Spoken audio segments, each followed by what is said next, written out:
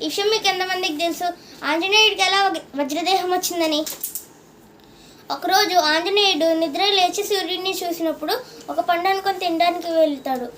అప్పుడు లోకమంతా చీకటైపోతుంది. అప్పుడు ఇంద్రుడు వచ్చి తన వజ్రాయుధంని విసురుతాడు. దానివల్ల హనుమంతుడు స్పృహ కోల్పోయి నేల మీద పడిపోతాడు.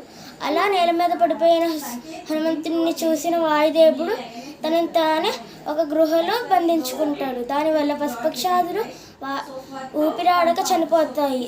దానివల్ల దేవదేవతలందరూ వచ్చి వాయుదేవుడిని బయటికి రమ్మంటారు. అప్పుడు వాయుదేవుడు అక్కడ నా కొడుకు స్పృహ కోల్పోయి నేల మీద పడిపోయి ఉన్నాడు, అతను లేచేదాకా నేను బయటికి రాను అంటాడు.